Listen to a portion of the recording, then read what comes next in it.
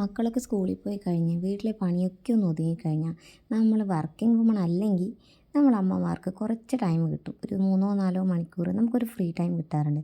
നമ്മളെ സംബന്ധിച്ചിടത്തോളം അതൊരു വാല്യുബിൾ ആയിട്ടുള്ളൊരു ടൈമാണ് അല്ലേ. ഞാൻ ആ സമയത്ത് ഇങ്ങനെ വരയ്ക്കാനൊക്കെ ഇരിക്കും. എനിക്ക് ഭയങ്കര ഇഷ്ടമാണ് വരയ്ക്കുക, പെയിൻറ്റ് ചെയ്യാന്നൊക്കെ. ഈ ഡൂഡിൽ ആർട്ടൊക്കെ ഞാൻ വളരെ റെയറായിട്ടേ ചെയ്യാറുള്ളൂ.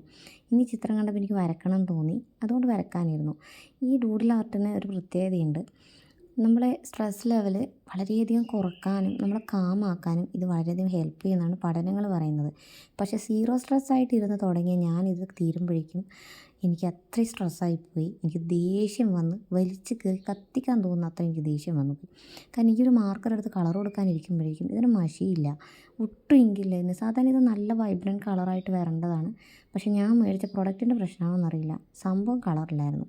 പിന്നെ മോൾക്ക് ബർത്ത്ഡേക്ക് ഗിഫ്റ്റ് കൊടുത്ത ആ ഒരു ബ്രഷ് പെന്നൊക്കെ കയ്യും കാലും പിടിച്ച് വാങ്ങിയിട്ട് ഞാൻ ബാക്കി അങ്ങ് കളർ കൊടുക്കാനിരുന്നു.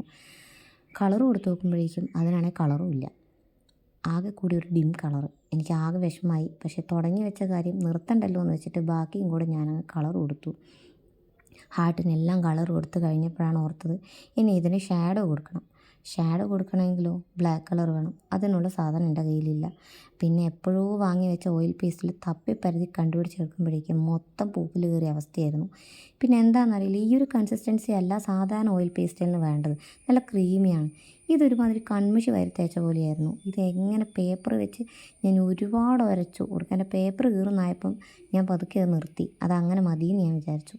പിന്നെ വൈറ്റ് കളർ വെച്ചിട്ടൊരു റിഫ്ലക്റ്റിംഗ് ഫീലും കൂടെ കൊടുക്കാമെന്ന് വെച്ചപ്പോൾ അത് അതിനേക്കാളും കഷ്ടമായിപ്പോയി. പിന്നെ എൻ്റെ സമയം നല്ലതായതുകൊണ്ട് കറക്റ്റ് സമയത്ത് തന്നെ കറണ്ട് പോയി. പിന്നെ കറണ്ട് വന്നപ്പോഴേക്കും നല്ല വോൾട്ടേജ് ആയിരുന്നു. അതിന് ഒട്ടുക്കത്തെ ലൈറ്റും. ഞാനാണ് ആ ലൈറ്റ് ശ്രദ്ധിച്ചില്ല. എന്തായാലും എൻ്റെ ഫൈനൽ പ്രൊഡക്റ്റ് ഇതാണ്. എങ്ങനെയുണ്ടെന്ന് കമൻറ്റ് ചെയ്യണേ.